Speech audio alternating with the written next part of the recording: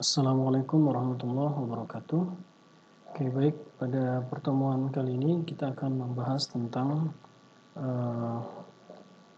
responsif ya. Jadi responsif ini bertujuan untuk ketika nanti user interface atau desain tampilan sebuah aplikasi yang kita buat dapat menyesuaikan seluruh device ya. Jadi sifat responsif itu menyesuaikan device. Nah, apa aja itu device-nya? Itu bisa desktop yang seperti yang kita pakai, PC atau desktop, kemudian ada tablet atau iPad, dan phone, ya, handphone kebanyakan. Nah, artinya ketika kita buka pada desktop tampilan websitenya, ya, tampilan websitenya nanti munculnya seperti sebentar. Muncul ini hasil kita yang kemarin ya. Nanti ketika dibuka di device yang lain, misalkan kita bukanya di handphone, maka akan muncul lagi tampilan yang berbeda. Nah, ini kerja kita yang kemarin sudah.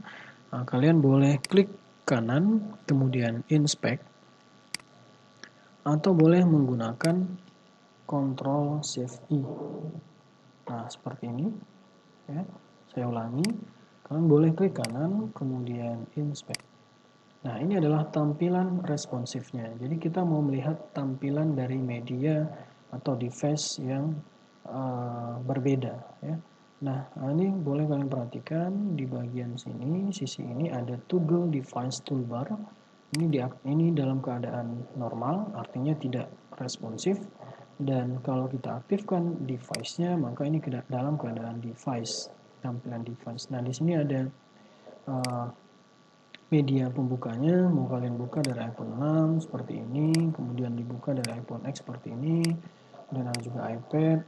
Nah, di sini bisa kita lihat tampilan dari user interface yang kita buat ini tidak responsif.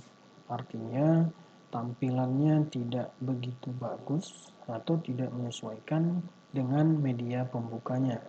Nah, seharusnya menunya harusnya bisa kelihatan. Kemudian yang bagian grid 2 juga terlihat jelas dan seterusnya harus kelihatan lebih jelas ya. Nah, karena responsif tadi tetap memikirkan atau memperdulikan kondisi bahasa formattingnya ya, baik itu dari tulisan, gambar, link, dan lain sebagainya. Oke, baik. Sekarang tugas kita membuat tampilan dari responsifnya. Nah, kembali ke editor, silakan buat file baru. Kita langsung saja pakai file yang lama. Ini di bagian HTML-nya, kalian boleh buka.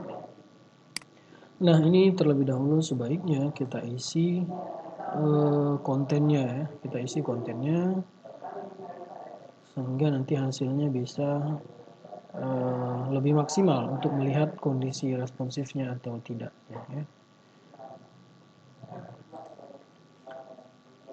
Nah, ini kita coba bagi, yang saya ambil aja dari kelas lain. Oke, di bagian grade 2 saya akan coba berikan gambar di sini, kemudian diikuti dengan tulisan ada di sini, dan ini juga sama kita kasih tulisan, dan ini juga sama kita kasih tulisan. Nah, sekarang kita tambahkan layout pada grid 2. Kita tambahkan layout, kita buat seperti ini. Div, ini kita beri nama kelas image ya. Kita akan pasang gambar di sana, img src. Oke, ini untuk layout pertama. Kemudian layout kedua kita akan isi dengan tulisan ya. Kita buat saja namanya teks. Untuk tulisannya H1 kita beri nama project 3G seperti ini. Kemudian untuk kalimatnya ini saya kopikan saja biar lebih cepat. Oke, ini adalah layout pertama untuk gambar, ini layout kedua untuk tulisan. Sekarang kita simpan, kita coba lihat hasilnya. Nah, ini sudah gambarnya belum kita panggil, tulisannya sudah muncul. Sekarang kita buat untuk memanggil gambar, kita beri dulu pada folder. Ini pada folder, silakan buat folder baru. Kita kasih namanya image. Gambarnya kita kopikan saja dari tempat lain.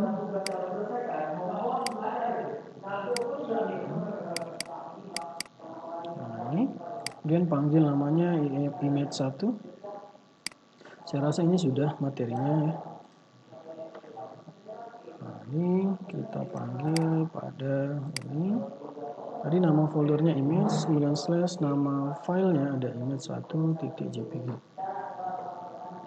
Oke, sekarang kita atur bagian kelasnya. Kita atur bagian kelasnya, silahkan buka file CSS. Kita bagi bagian bawah. Kita coba beri kelas image. Ini kita beri border radius. Kita beri 100 px. Kemudian width-nya kita beri 100 px. Oke, ini saya coba lihat refresh. Coba refresh. Oke, ini masih tumpang tindih. Kita beri coba teks. Kita beri nama paddingnya kita atur dulu. Saya rasa 20 px cukup. Oke, kemudian untuk tulisannya kita bedakan font ini dari Poppins. Ini sesuaikan dengan nama tulisan di komputer kalian masing-masing. Kemudian teks outline saya buat justify ya, mungkin ini saja. Kemudian untuk ini saya tambahkan img, artinya di dalam kelas image ada tag elemen img, maka akan terjadi perubahan berdasarkan properti dan value-nya ya. Oke, ini width-nya saya buat 200 saja biar lebih besar sedikit. Kemudian border radius sudah. Oke, saya rasa cukup. Kita coba refresh. Nah, ini sudah. Oke, ini sudah, tapi belum ke samping. Ini pada grid 2, agar dia ke samping sini, posisinya di samping sini, maka kita tambahkan pada grid 2 pakai flex ya. Kemarin kita bahas tentang flex. Nah, di sini kita tambahkan display flex. Nah, untuk tingginya ini diatur auto ya. Kenapa? Agar menyesuaikan dengan isinya. Nah, agar tidak kelewatan seperti ini. Oke, saya refresh, ini sudah oke. Nah, sekarang kita kembali ke sini. Bagian teksnya belum saya atur font size-nya. Saya buat 14 pt. Ya, coba kita refresh. Nah, terlalu besar ya. Saya buat 12 pt aja deh. Oke, ini kita refresh. Nah, ini saya rasa cukup. Untuk gambarnya kita coba beri margin. Ya, saya rasa margin ya, atau kita beri padding deh. Ya, padding. Kita kasih padding 20 px. Kemudian 50 px. 20 px dan 100 px. Oke. Ini juga sama. Kita coba lihat. Oke, sorry, ini harusnya bukan padding, ini kita ganti dengan margin ya. Nah, seperti ini. Dan ini saya rasa terbalik 100 dan ini 50. Coba kita refresh. Nah, seperti ini saya rasa cukup. Oke, selanjutnya pada grid 3 kita beri kalimat di grid 3. Ini kita beri layout lagi. Div, kita beri nama layoutnya kelas. Kita beri namanya teks contain. Ya. Nah, untuk isinya boleh kalian ketikkan H3 welcome user. Dan isinya untuk paragrafnya ketik saja lorem, kemudian tekan tombol tab. Nah, untuk otomatis isi. Oke, coba kita lihat hasilnya. Nah, ini sudah ada isinya. Kita ubah tulisannya dengan text container tadi ya. Kita beri font size 12 pt, kemudian font family ini saya coba beri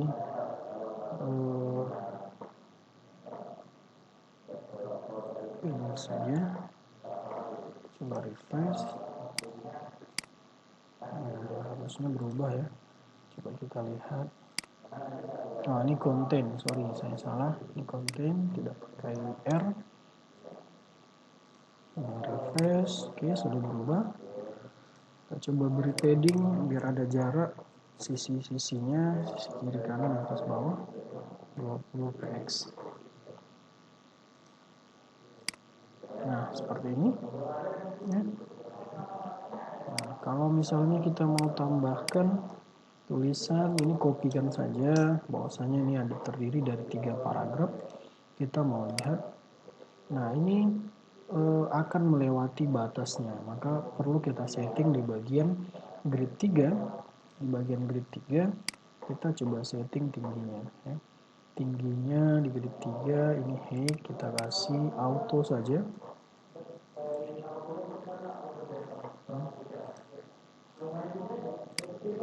Nah, auto sudah, sekarang sudah. Nah, boleh kita terapkan di bagian 4, 5, dan 6 ya. 4, 5, dan 6. Nah, untuk grade 4, 5, dan 6 kita cukup pakai ini saja. Nah, maka ini kita kopikan saja.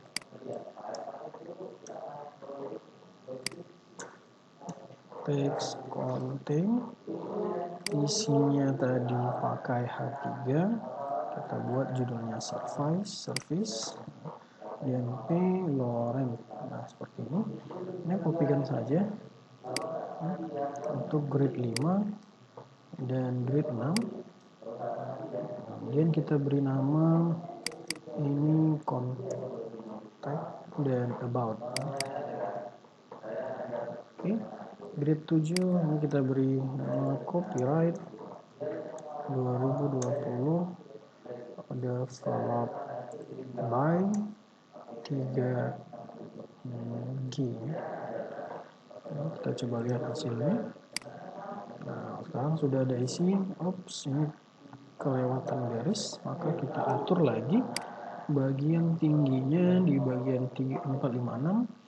Ini ada height, kita coba auto.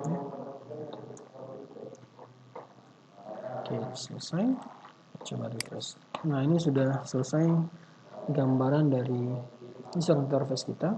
Nah, sekarang kita coba untuk tampilan responsif ya. Kalau ini normal, responsifnya gimana? Oke, ini sebelumnya ini kita beri dulu text align ya, text align justify agar rapi kiri kanan, rata kiri dan kanan. Oke. Nah, selanjutnya kita akan coba bahas tentang media responsif tadi ya. Nah, tadi sudah saya beritahu klik kanan kemudian inspect. Nah, kalau belum aktif silahkan klik toggle-nya. Ini keadaan normal dan ini keadaan responsif. Nah, pada kasus ini tampilan dari bahasa formattingnya atau HTML-nya ini kelihatan tidak rapi ya dan saling timpa.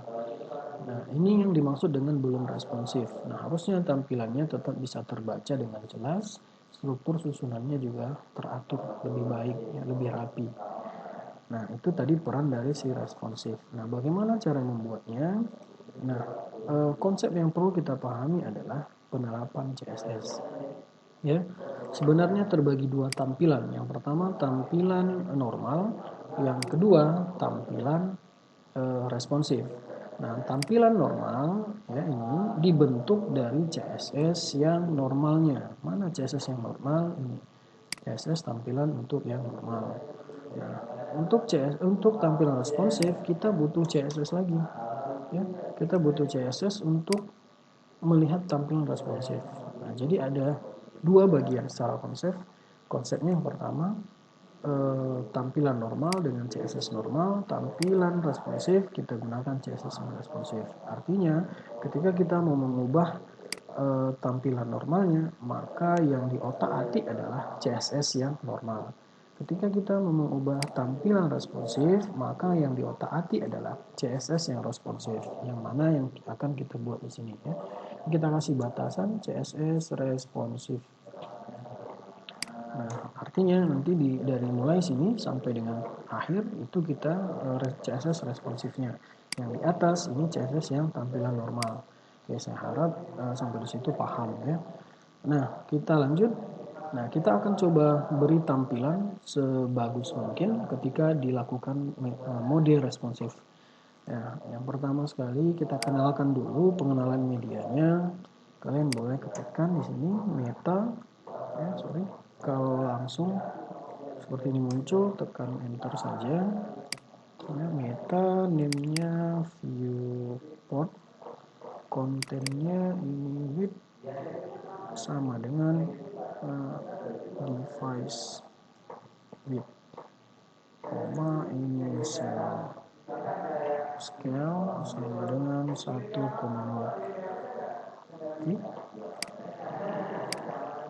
Nah, ini untuk mengenalkan tampilan user interface-nya agar dikenal si device-nya ya. Nah, coba kita lihat perubahan yang terjadi. Nah, sekarang sudah berubah, artinya device-nya menyesuaikan ya. Nah, itu dengan perintah yang meta yang tadi. Oke, sekarang kita susun dengan serapi mungkin. Ini tulisannya tadi hilang, harusnya ada di samping. Nah, sekarang kita mau buat kondisinya, gambarnya tetap di sini dan tulisannya ke bawah ya. Maka yang perlu kita tambahkan adalah media CSS responsifnya. Nah, untuk CSS responsifnya kita akan coba tambahkan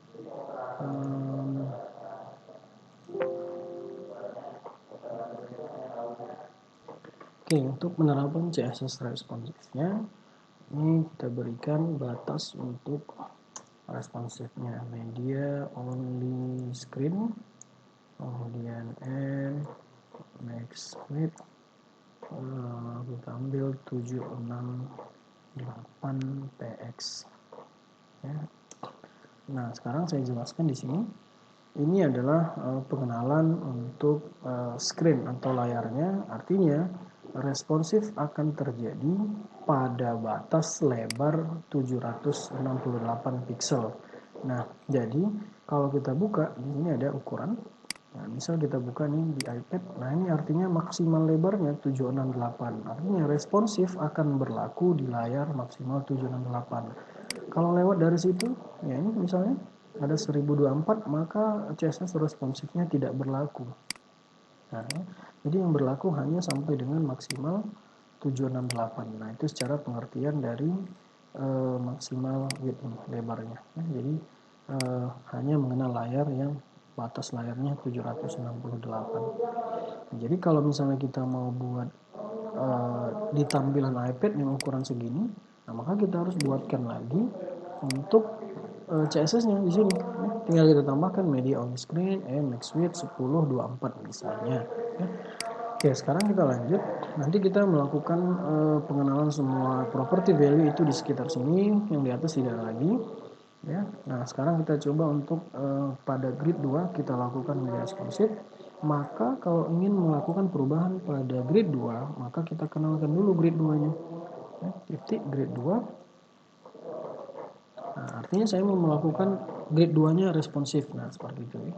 Nah, yang kita lakukan adalah display-nya. Kalau yang di atas display-nya itu flex, artinya dari kiri dan kanan, artinya menyamping seperti itu susunannya. Nah, jadi kita mau buat tidak lagi ke samping, tapi saya mau buat ke bawah. Maka ini saya kasih display-nya block. Nah, ini kita coba refresh, nah, sehingga tulisannya berada di bawah, tidak lagi di samping. Ya. Oke, sekarang saya coba atur yang lain. Saya coba beri text align. Saya mau coba di tengah. Oke, ini kita refresh. Oke, nah ini ternyata bukan text align di sini, ini tetap blocks. Ternyata kemarin saya pakai di grid 2 itu ada kelas image dan kelas text, maka image dan textnya yang saya beri perintah untuk responsif ya. Oke, ini saya kenalkan teks. Saya mau teks lainnya di tengah. Sekarang saya coba lihat. Nah, ini sudah posisi di tengah. Gambar yang belum ya. Kemudian image juga saya mau teks lain di tengah.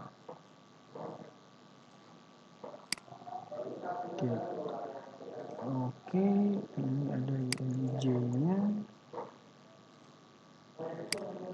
Nah, sekarang ini coba kita rapikan.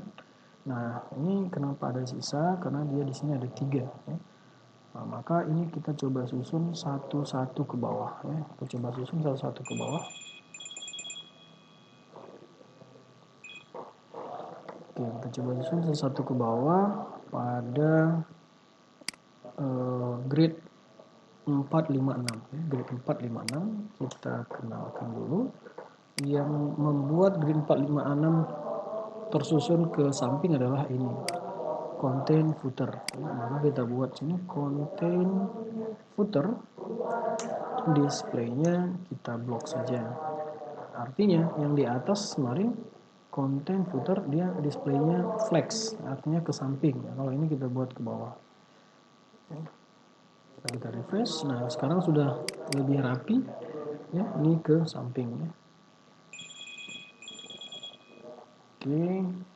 Nah, oke, kalau misalnya kita mau betulkan ukurannya juga boleh ya. Kita coba betulkan ukuran. Di bagian teks ini misalnya saya mau font size-nya saya besarin sedikit. Tadi 12px, ini jadi 14px. Nah, jadi dia lebih besar. Atau misalnya di bagian ini ada teks contain, saya mau font size-nya 14 pt. Saya coba refresh. Nah, ini sudah sedikit lebih besar, terbaca, ini juga sudah. Nah, jadi seperti itu ya. Kalau kita buka di bagian iPad, ini juga sama, tampilan responsifnya berlaku. Ini juga sama berlaku. Ya. Oke, nah saya rasa itu cukup. Jadi yang perlu kalian pahami adalah bahwasanya media responsif itu dipengaruhi oleh CSS responsifnya sendiri.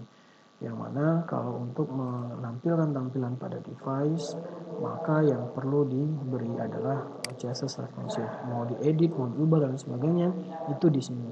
Yang di atas untuk ya tampilan normalnya ya, seperti itu. Nah, bisa kalian cobakan pada menu.